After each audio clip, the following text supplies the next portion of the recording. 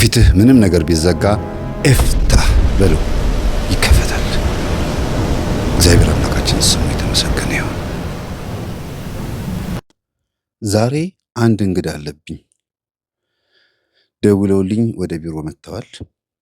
ከዚህ በፊት ባለትዳሩ መነኩሴ ብዬ በሁለት ተከታታይ ቪዲዮ በላይቭ እና በኖርማል ቪዲዮ አቅርቤላችሁ ነበር። መምህር ላገኘህ እፈልጋለሁ፣ ላናግርህ እፈልጋለሁ፣ እንዲሁም ደግሞ የምናወራው ነገር አለ ብለው መነኩሴው ቢሮዬ ድረስ መጥተዋል። ባለቤታቸውም ወይም የልጆቻቸው እናትም ጭምር አብረው መጥተዋል። እንደምታዩት ይህ ቪዲዮ የቤቱ የሴኪሪቲ ካሜራ ነው። ሆን ብዬ አስቤበት የተቀረጸ ሳይሆን ማንኛውም ሰው ሲመጣ የሚያዝበትና 24 ሰዓት ሙሉ የሚሰራ ካሜራ ነው። ስለዚህ ፈቃደኛ ሆነው እንደመጡ ሊቀረጹ እንደመጡ መልእክት ሊያስተላልፉ እንደመጡ ስሰማና ሳውቅ ነው ቪዲዮውን ወደ እናንተ ያመጣሁት እንጂ እንዲሁ በግል ተወያይተን ብቻ የሚመለሱ ቢሆኑ ኖሮ ይህን ቪዲዮ ባላቀረብኩት ነበረ። ስለዚህ እስቲ የሚያስተላልፉትን መልእክት እንስማ። መልካም ቆይታ። እሺ፣ የእግዚአብሔር ቤተሰቦች እንደምን አላችሁ? እንደምን አደራችሁ? ዛሬ እንግዲህ እንግዶች አሉን። በርዕሱ ላይ እንዳያችሁት ከዚህ በፊት በላይቭ ላይ አንድ እህታችን ገብታ ባለቤቴ መነኩሴ ናቸው፣ እኔ ደግሞ ምንኩስናቸውን ወደ ገዳም ይዘው ገብተው እኔ ልጆቼ ማሳደግ እፈልጋለሁ፣ ስጋው ደግሞ መቀበል እፈልጋለሁ፣ የቤተክርስቲያን ሕግና ዶግማ ስርዓት እየተጣሰ ነውና ብነግረው እምቢ አሉኝ፣ እስቲ እንደው እባካችሁን ፍረዱኝ ብለው በላይቭ መጥተው ነበረ። አሁን ደግሞ እሳቸውም መጥተዋል፣ ባለቤትም መጥተዋል። የሚነግሩን ነገር ሰምተን አጠር ያለ ብዙም አይደለም አጠር ያለ ነገር ተወያይተን ከዛ እናንተም የሰማችሁትን ነገር ለበጎ ነው ብላችሁ እንደምታልፉ 100% ተስፋ አደርጋለሁ። ደግሞ እዚህ ያደረሰን አምላካችን ስሙ የተመሰገነ ይሁን። አሜን። እንኳን ደህና መጡ አባታችን። እንኳን ደህና ቆዩልን መምህር። ስለመጡ በጣም ደስ ብሎኛል። እግዚአብሔር ያክብርልኝ። እኔም አመሰግናለሁ። በተፈጠረው ነገር እንግዲህ እንዲህ መገናኘታችን ካልቀረ ያጠፋሁት ወይም ያስቀየምኩት በንግግር የተናገርኩት ነገር ካለ ይቅርታ። ሁላችን እግዚአብሔር ይቀራል ይበለን። ያጠፋው ነገር የለም ምንም ነገር እኔ የተሰማኝና በቅያሞት የተቀየሙት ነገር የለም። ያጠፋው ነገር ስላለ የእግዚአብሔር ቃል እንዲከበር እና ቤተ እግዚአብሔር እንድትከበር ያደረገው ነገር እንጂ ምንም ጥፋት እንደሌለ በልቦናዬ ሳንሰለስለው ቆይቼ በራሴ ስለተረዳሁኝ ቅሬታ የለኝም በአንተ በኩል። ምናልባት እንግዲህ ለምንኩስና ያለኝ ክብር ይሁን እሷም ደግሞ ትዳሯ ላይ የሚሰማት ጥሩ ያልሆነ አካሄድ እንዳለ ሆኖ ይሁን ብቻ እዛ ጋር አውርተናል።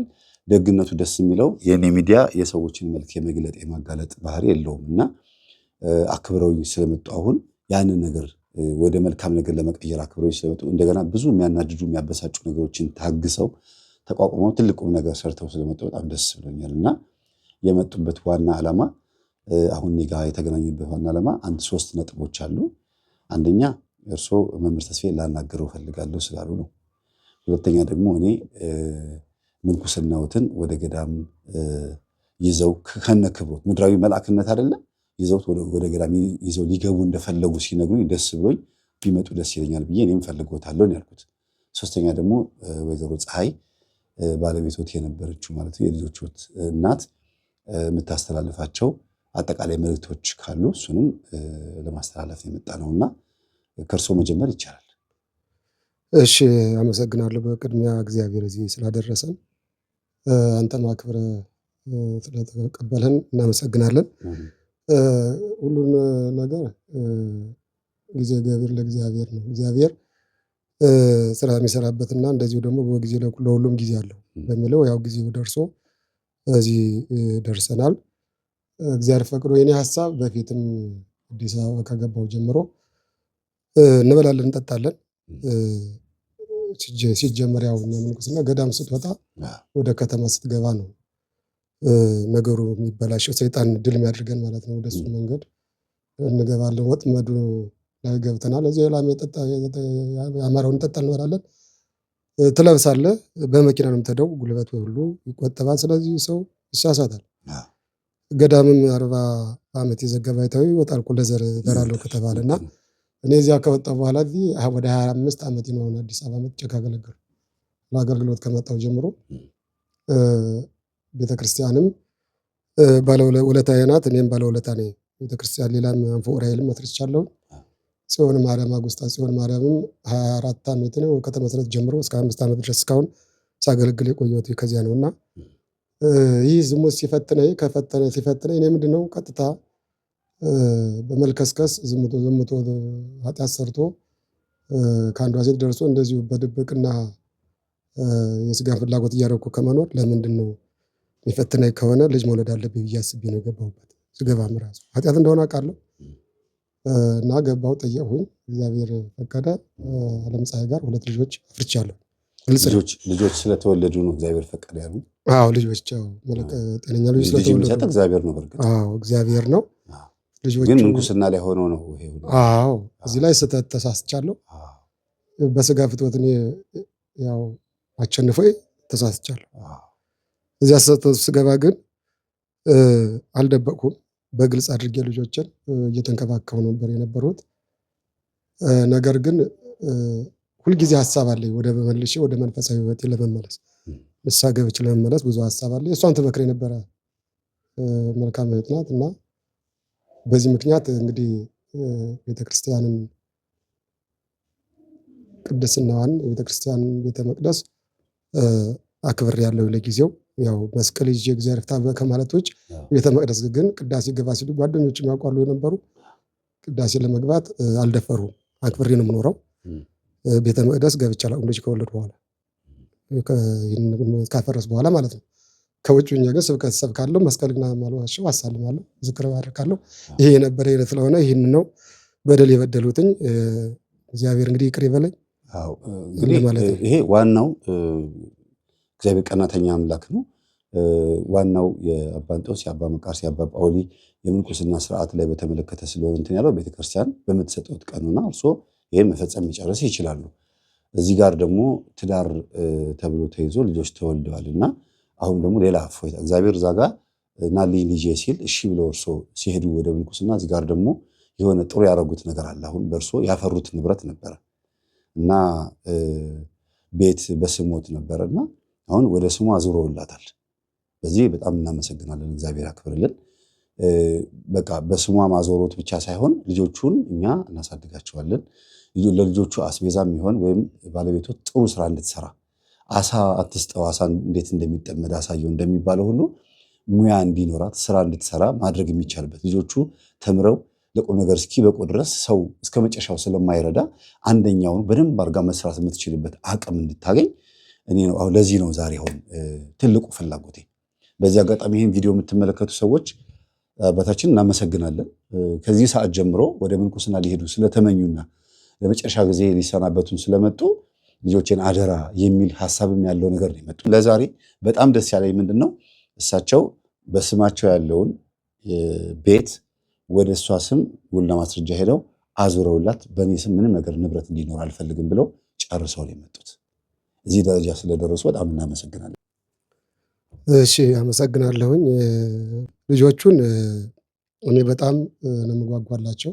ምክንያቱም አይደለም ለልጅ ከአብራክ ተፈጥሮ ልጅ ቀርቶ እነዚህ በፊት እናቴን መረዳኔ ቤተሰብ በሙሉ ወደ ገጠር ልጅ ከመውለዴ በፊት ያልሰራሁለት ቤተሰብ ቤት የለም። ለእህቴ ቤት ሰርቻለሁ፣ ለእናቴ ቤት ሰርቻለሁ። እናቴን መጸወር መነኩሴ ናት። 80 ዓመት መነኩሴ ናቸው። የ80 ዓመት ባለ አዛውንት ናት እናቴ። እሷን ሁሉ መረዳኔ ነኝ እና አይደለም ለልጅ እና ልጆችን እንዲሁም የቤተ ክህነት ልጆች አይመስሉም ነው የሚል ጎረቤት ካህናት ቤተ ክህነት የሚያገለግሉ ሰዎች ብስቁልቁል ያሉ ልጆች ጫማ በብዛት የሌላቸው ልብሳቸው እንትን ያለ ነው የሚለው። እዚህ የኔ ልጆች ግን የባለ ሀብታም በላይ ከባለ ሀብት ባለጸጋ በላይ ነው ለብሰው የሚኖሩትና ጎረቤት እንኳን ያድንቀኛል።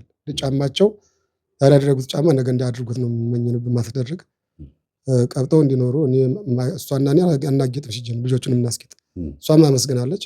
ልጆችን በግል ትምህርት ቤት ነው ማስተምር። በወር ሁለቶቹ 3 ሺህ ብር 6 ሺህ ብር በወር እየከፈሉ በግል ትምህርት ቤት ነው ማስተምራቸው። እነዚህ ህፃናት ይህንን የኢትዮጵያ ህዝብ መንፈሳዊ ስራ እንኳን ተነግሮት ሳይሰማም ሳይነገሩም ያደርጋል። ልጆችን በዚህ በመንፈሳዊ ህይወት እንዳትጨነቅ እናቶች እሷ እናት እንዳትጨነቅ ቢያደርጉልኝ መልካም ነው በአንተ በኩል። የግል ትምህርት ቤቱ እንዲቀጥሉ የሚያስደርግልኝ ቢኖር ምንም ችግር የለውም። ያ ነው እና ልጆቹን አሁን እኔም እጸልያለሁ ለእሷም ለሁሉም ለራሴ ቀርቶ ለሁሉም እና እጸልያለሁ። ልጆቹ በዚህ መንገድ ለኢትዮጵያ ሕዝብ አደራ እላለሁ። ይሄን አደራው ተቀብያለሁ። ንብረቱን ግን ቅድም የተባለው ቤቱ እኔ ምንም ቢሆን ምን ሲጀመር ንብረቱ ልጆቹ ነው፣ የእሷ ነው። ምንም አልተቀየም። በተነገረችው ባደረገችው ድርጅት እውነቱን ነው የተናገረችው። ራሴም ቢሆን ሳስበው የነበረ ስለሆነ ዘገየ እንጂ እኔ ወደ ገዳም ለመሄድም ሳስበው የነበረ ነው። ይህ ዓለም ቀሪ እኮ ነው፣ ምንም ነገር አይደለም። እንደ እኔ እግዚአብሔር መርቶ ወደ ንስሐ በእሷ ምክንያትም እርግጥ ቢሆን እኔ እያሰብኩ ቆይቻለሁ። ግን የመጨረሻው ቢሆን አሁን ሲፈጸምልኝ እኔ በትህትና እግዚአብሔርን አመሰግናለሁ። ወደዚህ በመጠር ሰው ነገ ትሞት ዛሬ ትጠራ ይታወቃል። ስለዚህ እንደኔ ያሉ ጓደኞችም ይኖራሉ በቤተ ክርስቲያን ላይ እንደኔ ያሉ ጓደኞቼ። ምክንያቱም አሁን ተክሊል የሚያስደርግ ጋብቻ ሳይኖራቸው ዲያቆናት በተክሊል አግብተው የሚቀድሱ ይኖራሉ። ቅስናቸውን በባለቤታቸው ደምረው የሚጨምረው እንደዚህ አድርገው የሚኖሩ ይኖራሉ አፍርሰው።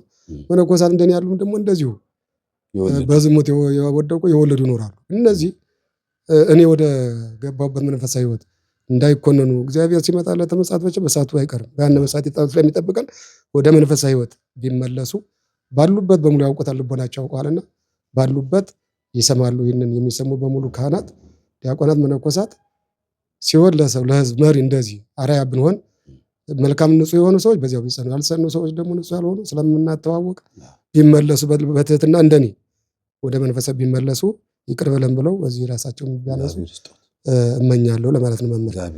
አዎ ከእንግዲህ በቃ እዚያ በኋላ አሁን ወደ ጠየቀኝ ወደ መተት ነው ወደሚለው እሄዳለሁኝ። ቤተክርስቲያን እንደዚህ አይነት ነገር እንዳለ ያውቃሉ። መተት ስር ማሽቀጠል በጣሽ ኮከብ ቆጣሪ ምናምን ብዙ ኮተት እንዳለ ያውቃሉ። መጀመሪያ ይሄን የሚሰራ ስራዬ ብሎ ቆብ አድርጎ ወይም ጠምጥሞ በመርጌታ ስምና በዶክተራ ስም ስሙ እኮ ቅዱስ ነበረ፣ ጥሩ ስም ነበር። በዚህ ስም ግን የሚሰራ እንዳለ ያውቃሉ አይደል? ይሄን መጀመሪያ ተማምነው ይሄ ይኖራል አለ ደፍተራ። ለምሳሌ የማያውቀው ማውቃለሁ የሚል ሊኖር ይችላል። ደግሞ ትክክለኛው አውቁም ደግሞ የተበትብ ይኖራል። ይህን እኔም አልደግፈውም። ሲጀመርም እኔ የምጸይፈው ነገር ነው። ምክንያቱም ስለማቅ የማይደረገውን ተደርጓል ተብሎ ሰው ጋር የተጣሉም ስለማቅ እኔ አሁን በራሴ በኩል ግን ዓለም ፀሐይ ላለችው ነገር በዚህ ሊሆን ይችላል ከተገናኘ በኋላ ነው ጸጥ ያሉት ሊሆን ይችላል ብላ ስላለች በዚህ ላይ እኔ በዚህ ምንም እግዚአብሔር በሚያውቀው እኔ የማውቀው ነው የለሁበትም። በመተት በዚህ በደፍተራነት በምናምን የሚባለው የለም። ለምሳሌ ጠይቂያታለሁ መንገድ ላይ ተገናኝተን ከዚህ አረብ ሀገር ሄደች መጣች ተመልሳ አሁን ጥያቄ ነው 10 ዓመት በኋላ አሁን ጥያቄ ነው ያቀረቡኝ። ሌላ የለም ጥያቄ ነው አላገባሽም ወይ እኔ ምን እምቢ ብለሽ አታገቢ ያሏት እንደ ጓዳ ያለ አይደለ እንደ ፍቅር የራሴን ሐሳብ ነው እንጂ በመተት ወጥጇልም። ግን እሷ እኔ እምቢ ብለሽ አታገቢያት ሲሉ እስካሁን ያላገባሽ ከለጋ ስለምትወይ ነው።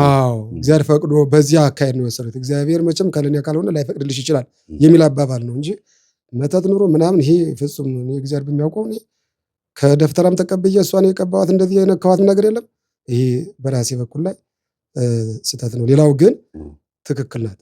ድንገት በዝሙት ወይም ይቅርታ ለምናገረው ነገር በስህተት እንበለው ዝሙት የሚለውን ትተን ተሳስተው በብዙ ቦታ በሚሄዱበት ሁኔታ በዛም በዝሙት መንፈስ ታይታ ወይም ደግሞ ያ ነገር እሷ ላይ አድሮባትም ሊሆን ይችላል ብዬ አስባለሁ።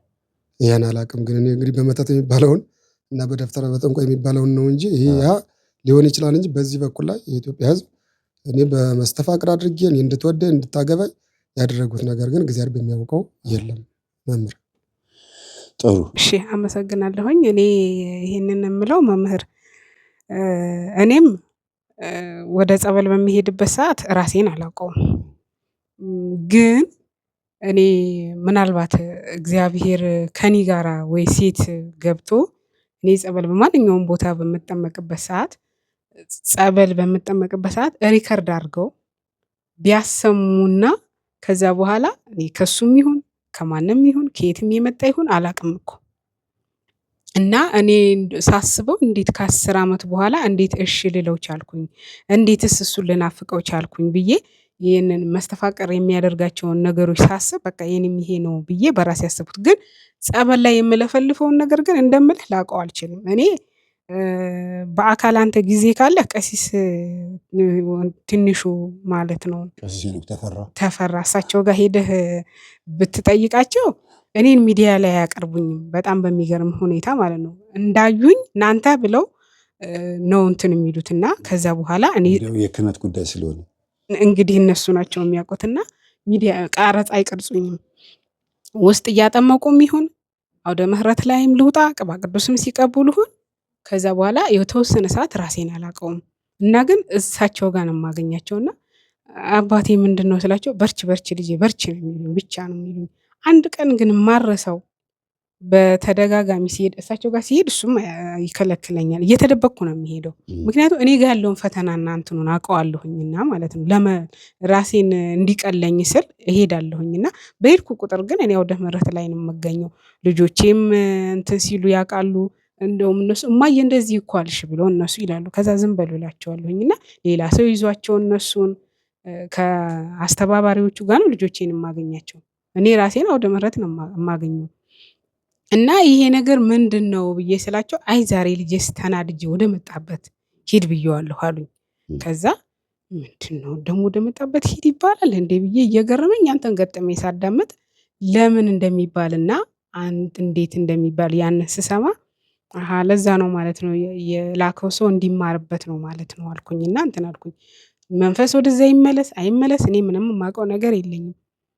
ግን ያንን ነገር እኔም እኮ አላውቀውም ብሰማ ወይ እንደ ሰው 50-50 አድርጎኝ ወይ እየሰማሁ ቢሆን ደስ ይለኝ ነበረ።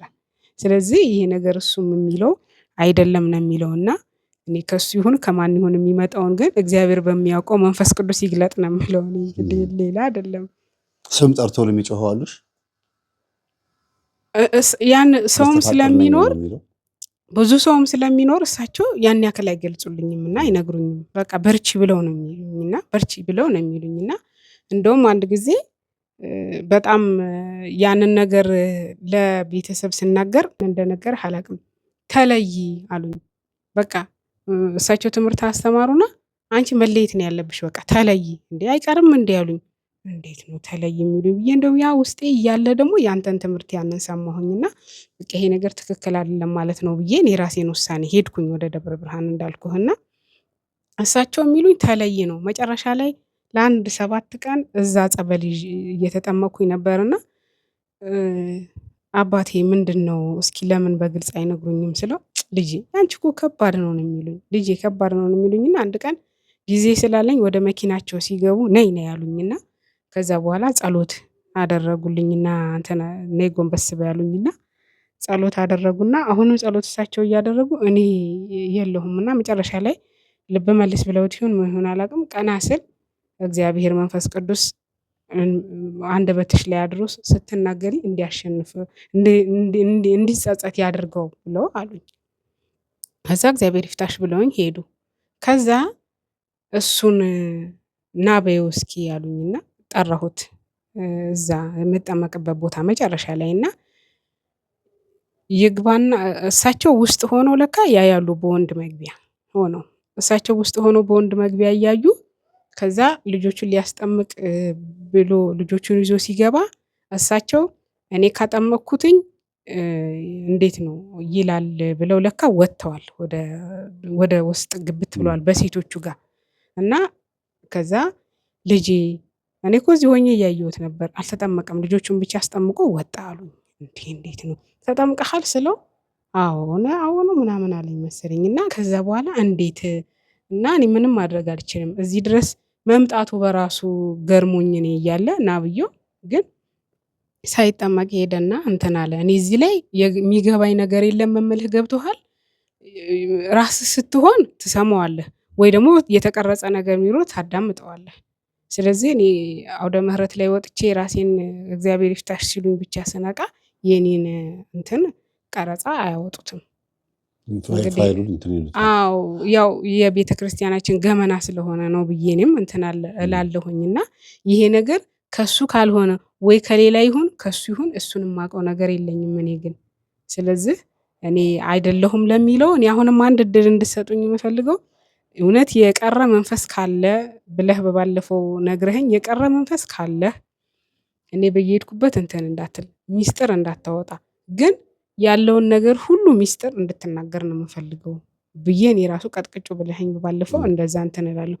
መቁጠሪያ በምጠቀምበት ሰዓት ራሱ እኔ ያለኝን ፈተና እናንተን እኔና እግዚአብሔር ነን የምናውቀውና ስለዚህ እኔ ይሄንን ነገር ቢሰማ ነው የምለው። በቃ ማንም ሆነ ማንም ሰምቶ እኔም እንደሱ መስማት ስለምፈልግ ከኔ ጋር አንድ ሰው ኖሮ እዛ በምጠመቅበት ሰዓት የትኛውን ቦታ ይሁን ስጠመቅ ቢሰሙና እኔም ብሰማ እንደሱ እሱም ቢሰማ ደስ ይለኛል ነው የምለው። ጥሩ እሺ። እንግዲህ አሁን ምንድነው እሳቸውም ተናግረዋል፣ እሷም ተናግራለች። ምንድነው አንዳንድ ጊዜ ሳስተምር ሰምታችሁ ከሆነ የእግዚአብሔር ቤተሰቦች መተት ብቻ አይደለም ወደ ሰው ተልኮ የሚመጣው። ከአይን ላይ ተነስቶ የቡዳ መንፈስ ይመጣል፣ የዝሙት መንፈስ ይመጣል፣ የመስተፋቀር መንፈስ ይመጣል፣ የተለያዩ ምቀኛ የክፋት መንፈስ ወይ ይሄን ለምን ገዛ፣ ይሄን ለምን ኖረው፣ ምንድነው በፌስታል ይዞ የገባው ምናምን ብሎ የሆነ ሰው እናንተን በምቀኝነት በክፋት በተንኮል በቅናት ሲመለከታችሁ ተነስቶ ከዛ ሰው ላይ ይመጣና እናንተ ላይ ያድራል። ያ ሲጠየቅ ከማን የመጣኸው ሲባል ከገሌን የመጣሁት ከገሊት የመጣሁት ሲል ተልኮ የመጣ ነው የሚመስላቸው ብዬ ደጋግሜ እናገራለሁ። እና የመጣሁት ከሱ ነው አለ እንጂ ልኮኝ የመጣሁት ወይም ደግሞ ሂድና ግባና እንዲያርግ ተብዬ የመጣሁት አላለም። ስለዚህ ምናልባት እኔ እንደምረዳው ከሆነ እሳቸው እሷን ስለሚያፈቅሯት ወይም የኔ ሚስት በሆነች ብለው ስለተመኙ ቀጥታ ከእሳቸው የመጣው እሷ ጋር መጥቶ ከማን የመጣኸው ሲባል ከእሷን የመጣሁት ስምህ ማን ነው ሲባል ገሌ ብሎ ተናግሮ ነው የሚሆነው ብዬ በሚለው እናስታርቀዋለን።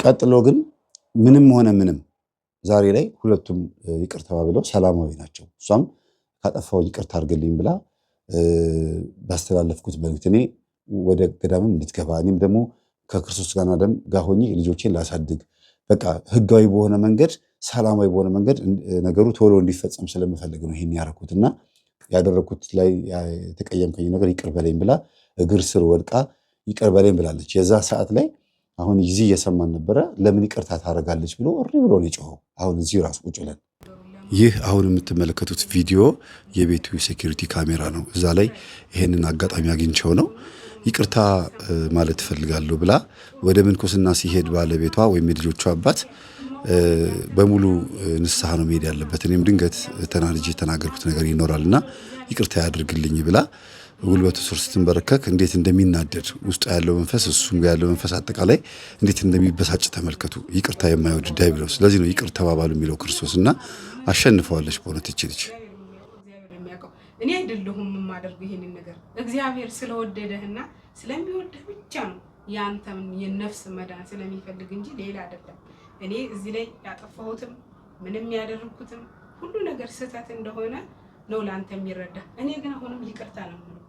እኔ ይቅርታ አድርግልኝና ለበደልኩህ ነገር ሁሉ ያጠፋሁት ጥፋት ሁሉ ይሄው በእግዚአብሔር ስም በኋላ በሚዲያ ነው ይቅርታ መባባሎች እግዚአብሔር ይቅር በስቲ ችግር የለም።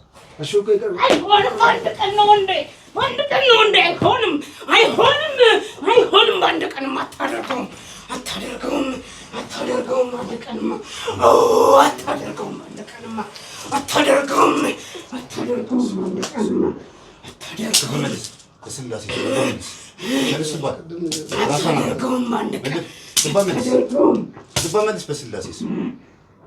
በስላሴ ስም ልባ መልስ፣ በቅዱስ ሚካኤል ስም እግዚአብሔር ይገስጽ። መልስ ልባ መልስ በስላሴ ስም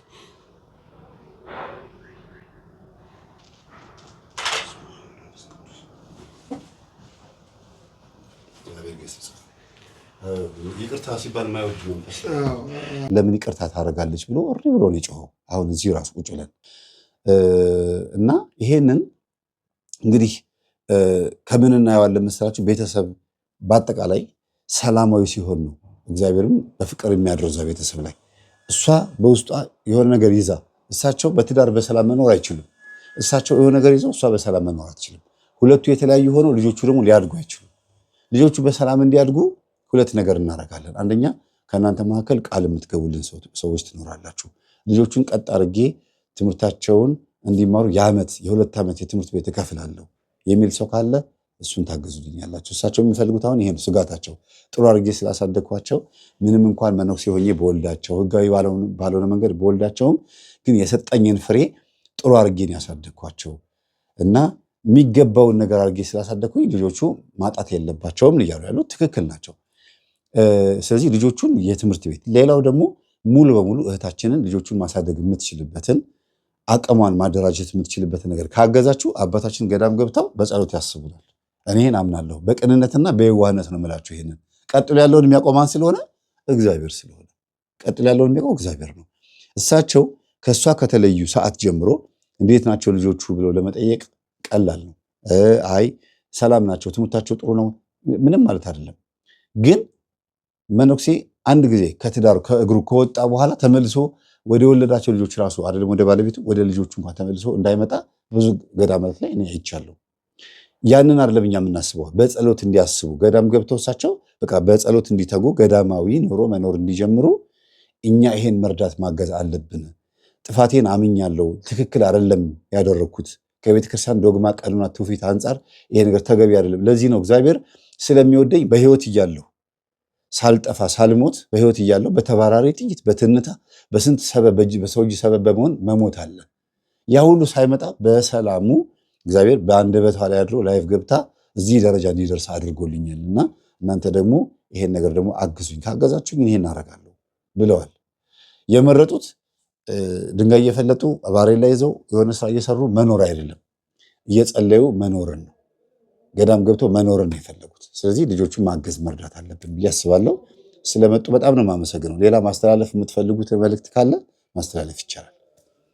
እሺ፣ በጣም አመሰግናለሁ መምህር። እንግዲህ እዚህ ያደረሰንም እግዚአብሔር ነው። መድኃኒዓለም ስሙ የተመሰገነ ይሁን። ማንም ነገ አንድ ቀን ከስንዝር ወጅር ተከፍኖ የሚሄድ ነው፣ ወደ አፈር የሚመለስ ነው እና ብዙ ምዕመናን የተመጻደቁ ይኖራሉ፣ ያዘኑ የጸለዩ ይኖራሉ። ብዙ ካህናትም እንደዚህ የተመጻደቁ ይኖራሉ። ቀሚሳቸው ልብሳቸው ሸፍኗቸው ግን ገበና ከኔ በላይ ገበና ያለባቸው እነሱ ቅድም ተናግሬዋለሁ። እንደዚህ እግዚአብሔር ሳይገልጽባቸው ወደ መንፈሳዊ ሕይወት ወደ ንስሐ ቢመለሱ መልካም ነው እላለሁ። ነገር ግን ምዕመናንን በጣም የሚወዱ በጣም ምዕመናን ድሃ ሀብታም ሳልል ነው የማከብራቸው አውቃለሁ። ስለዚህ ምዕመናን በእኔ የነበራቸው ተስፋ በጣም ብዙ ስለሆነ እርግጥ እንዳዘኑ አውቃለሁ። በዚህ ሚዲያ የሚከታተሉ በሙሉ ምዕመናን ይቅርታ ጠይቃለሁ። ልጆችን በሙሉ የምታውቁኝም አታውቁኝም ክርስቲያኖች፣ ኦርቶዶክስ ተዋሕዶ ተከታዮች ይቅርታ ጠይቃለሁ። ፊትም ገልጨዋለሁ። ግን ሰው ይሳሳታል፣ እግዚአብሔር ግን ይቅር ባይ ነው። በንስሐ ሰው ይነሳል። ይህንን እንድታምኑ ነው። ቤተ መቅደስ ግን ቅዱስ ነው። እኛ ብንቀድስ ሥጋው ደሙን ብንቀበል ብናቆርብ የኛ እግዚአብሔር እኛ ላይ አያድርም እንጂ ንጹሕ ሆኖ ለሚቀበለው ግን ዛሬም ቅዱስ ነው ቁርባኑ። እግዚአብሔር ደሙን አፍስሶ የመሰረት ቤተክርስቲያን ቅድስት ናት። ግን አሁን ባለው ሁኔታ ብዙ በሙስና በተለያየ መንገድ የወደቁ ከአስተዳደር ጀምሮ እስከታች ድረስ ስለሚኖር ይህን ነገር ነገ እግዚአብሔር ሳይጠራን ወደ ሞት ሳንወሰድ መልካም ነገር ብንሰራ ብንመለስ ቢመለሱ ይህን አጋጣሚ ምክሬን እለግሳለሁ። በተረፈ ግን የኢትዮጵያ ምዕመናን ማቃቸውም አላቃቸውም በውጭም በዚህም ያሉ ይህን አይዞሽ እንዲሏት እኔ ችግር የለውም። ምናልባት ከ55 ዓመት በላይ ነው እድሜ። እንግዲህ በረሃው ሙሉውን አሁን ለመስራት እርግጥ ድሮም ያደጉበት ነው። ግን መጀመሪያ ከደጋው አፋፍ ካለው ወይና ደጋ ከሆነው ገዳም ነው የምቆየው። ከዚያም በኋላ እየተለማመድኩ ደግሞ በረሃው ለመግባት ነው። ይህንን ምናልባት የሚያስከፍሉ ከሆነ ገንዘብ ካሉን በአንተ በኩል ላይ እንደዋወላለን። እንግዲህ አርጅታል መስራት አትችልም ካሉኝ እናውቃለን። ገዳማት ሲገባ ክፍያ እንዳለው እናውቃለን። ለምን እንደሆነ ባይገባኝም ግን እሱን አርጅታል በሚለው ነው። ድሮ የለም። አሁን ግን የመጣው የሚገርም እንዲገባ የምፈልገው የሸመገለ እንግዲህ እድሜው ግማሽ ከሆነ በኋላ አይቀበሉ። ለምን የምትሰራ ሰርቶ የሚያመርትበት ጉልበት ስለሌለው ያ ጉልበት እኛ መጸወር አንችልም። የምትጸወርበትን ክፈል ማለት ነው። የሚጸወርበትን ያን የራሱን ሰብ ብዙ አዛውንቶች እዚያ የደከሙ አበው ስላሉ እንደዚያ ነው ቁጭ ብሎ የሚጸወርበትን ለማለት እንጂ ገዳም አይከፈልም። ግን ያ ነው። ያንን አስፈላጊ ከሆነ እግዚአብሔር ከፈቀደ መጀመሪያ ልጆች እንጂ እዚያ በኋላ አንተና ተደባብለን በዚያውም ትኖር እዚያውም እጄ ከቸገር ይደውልልሃል።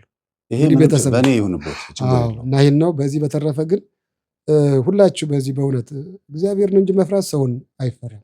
ሰውን ማክበር ነው። ሰውን ወደደው አክብረው መፍራት ግን እግዚአብሔርን ነው። ሰውን ፈርታችሁ ዛሬም በእውነት በሚዲያ እስከሚወጣ ድረስ መነኮሳት አዲስ አበባ መቀመጥ አትችሉም የተባለበት ምክንያት በድለን በጣም ብዙ በድለዋል። ወንድሞቻችን ጓደኞች ሁሉ አይሉ ያውቁታል። ብዙ በድለዋል። አሁን ለምሳሌ ምንኩስና ስርዓት የወጣ ምንኩስና የማይፈቅደውን ስራ በመጠጣት በመስከር በመዘሞት የሚኖሩ ወንድሞቻችን ይኖራሉ። በዚህ ምክንያት ደግሞ ያው በኢትዮጵያ ላይ መከራ መጣ። መነኮሳት ብቻ ሳይሆን ካህናትም ዲያቆናትም ቅድም እንደተናገሩ ተክሊል ድንግልና ሳይኖራቸው በኃጢአት ተዳርፎ ንጹሕ ነኝ በማለት በመሸፈን ቤተክርስቲያንን ሽፋን በማድረግ በተክሊል የሚያገቡ ሳይገባቸው አሉ። ምዕመናንም እንደዚሁ።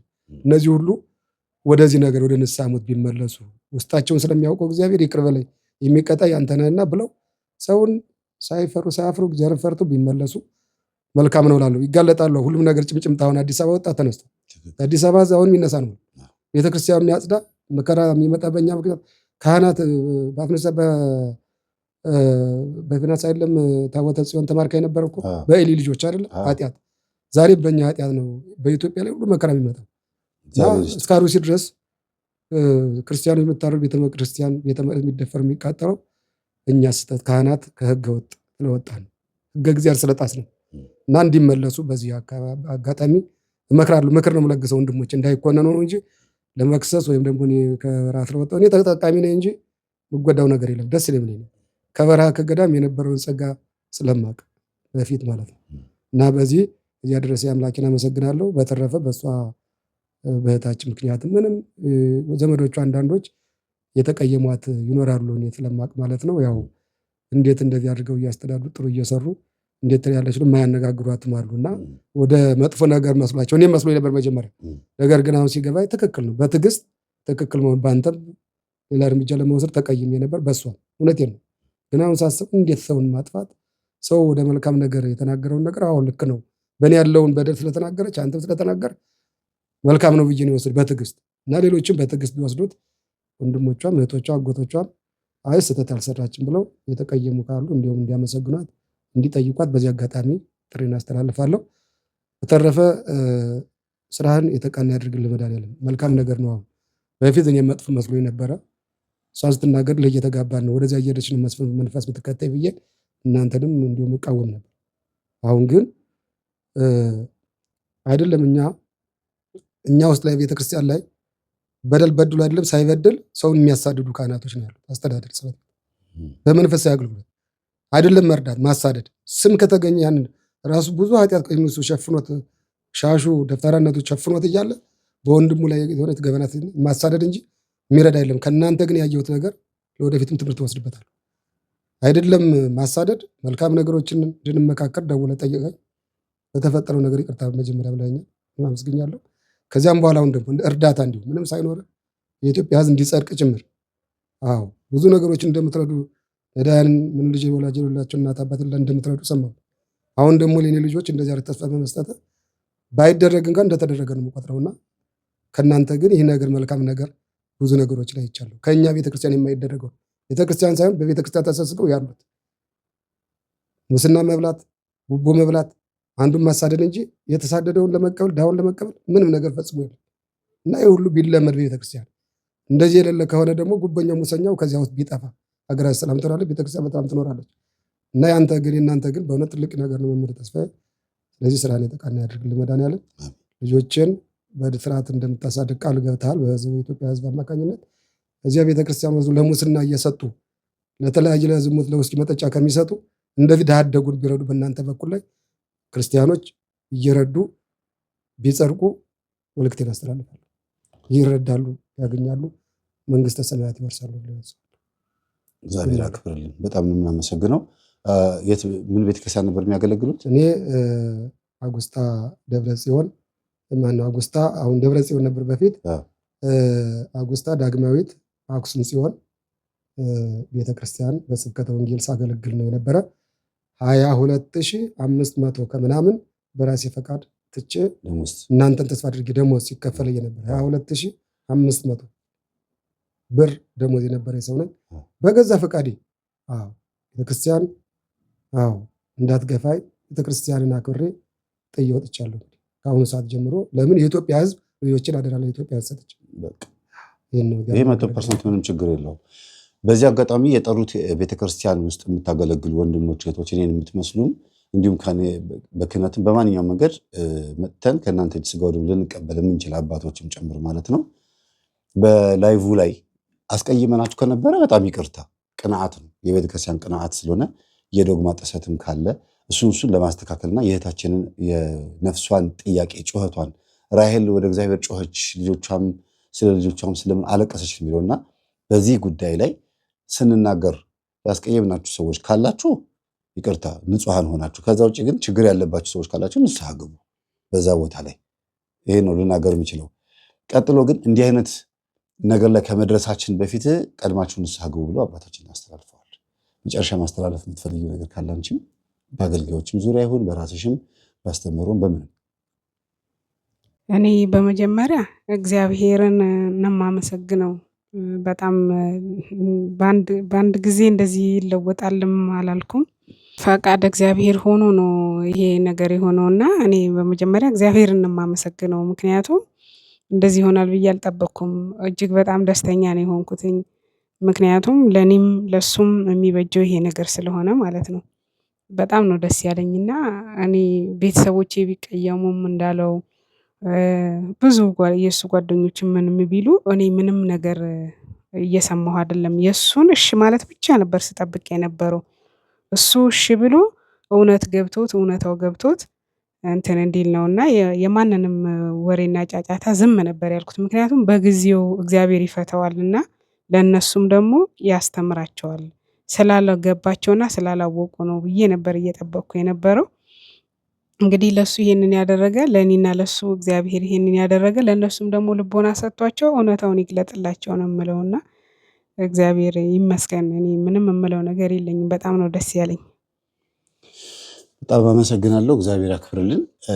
ቀጣይ ለሁለተኛ ጊዜ ከእህታችን ጋር ተገናኝተን ልጆቹን ይዛ መጥታ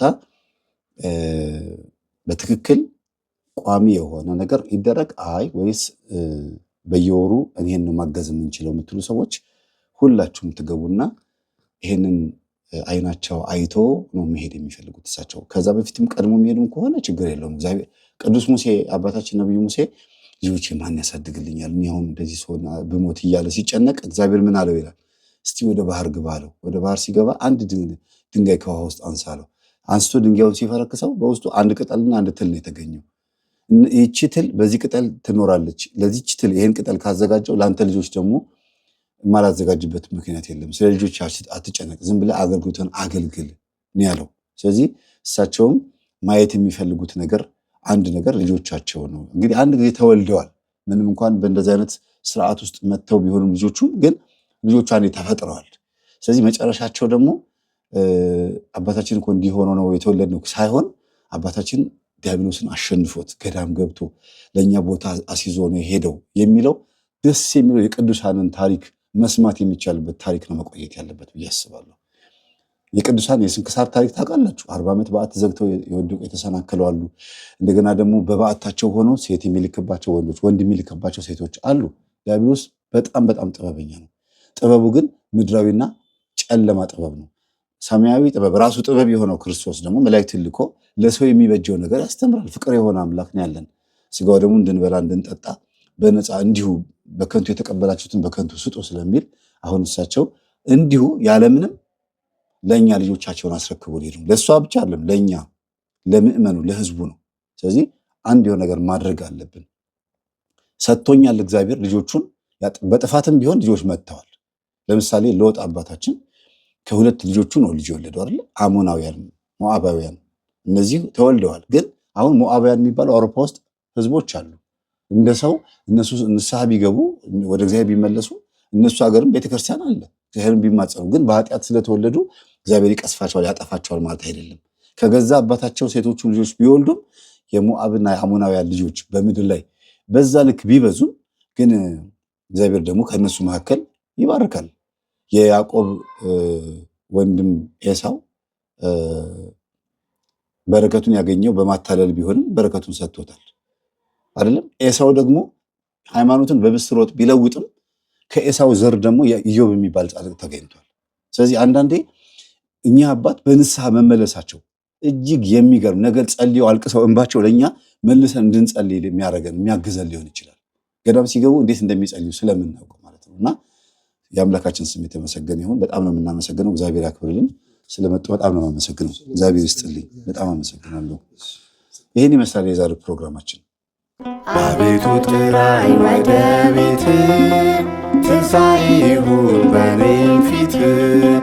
ሞት ሽረኸው ባንተ ሞት፣ ገነትን ልውረስ በሕይወት ገነትን ልውረስ በሕይወት አቤቱ ጥራኝ ወደ ቤት ትንሣኤ ይሁን በኔም ፊት ሞቴን ሽረኸው ባንተ ሞት ገነትን ልውረስ በሕይወት ገነትን ልውረስ በሕይወት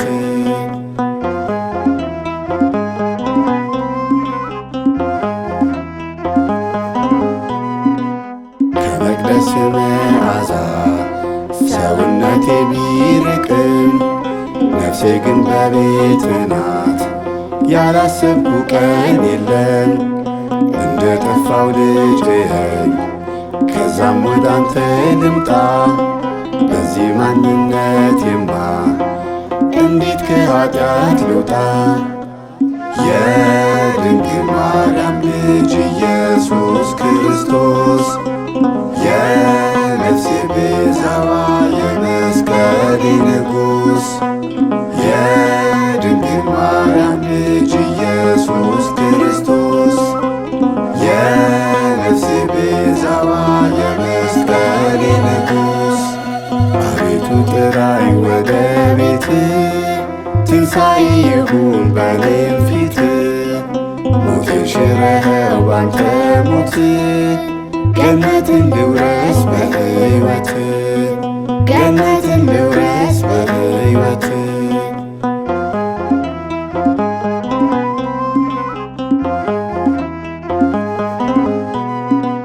ይቻለን እስተፋችኝ እንደ ሸንኮራ መጣ የፋሲካው በግ አንተን እንዴት በኃጢአት ልጣ? ከወደቅኩበት አንሳኝ ሌላ ረዳት የለኝም። የትንሣኤ በኩሬ ነህ በሥጋዬም በነፍሴም የድንግል ማርያም ልጅ ኢየሱስ ክርስቶስ የነፍሴ ቤዛዋ የመስቀሌ ንጉሥ የድንግል ማርያም ልጅ ኢየሱስ ክርስቶስ የነፍሴ ቤዛዋ የመስቀሌ ንጉሥ አቤቱ ጥራኝ ወደ ቤት ትንሣኤ ይሁን በኔም ፊት ሞቴን ሽረኸው ባንተ ሞት ገነትን ልውረስ በሕይወት ገነትን ልውረስ በሕይወት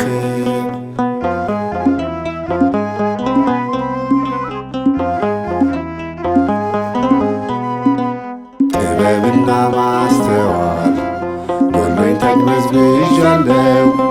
የሕሊና ትንሣኤ ጌታ ሆይ ካንተ ሻለው አንተ የሌለህበት ሁሉ ኑሮ ከንቱ ነው። ሀብታም ሆኜ ከማጣ መራቤን እመርጣለሁ። የድንግል ማርያም ልጅ ኢየሱስ ክርስቶስ የነፍሴ ቤዛዋ የመስቀሌ ንጉሥ የድንግል ማርያም ልጅ ኢየሱስ ክርስቶስ የነፍሴ ቤዛዋ የመስቀሌ ንጉሥ አቤቱ ጥራኝ ወደ ቤት ትንሣኤ ይሁን በኔም ፊት ሞቴን ሽረኸው ባንተ ሞት ገነትን ልውረስ በሕይወት ገነትን ልውረስ በሕይወት አቤቱ ጥራኝ ወደ ቤት ትንሣኤ ይሁን በኔም ፊት ሞቴን ሽረኸው ባንተ ሞት ገነትን ልውረስ በሕይወት ገነትን ልውረስ በሕይወት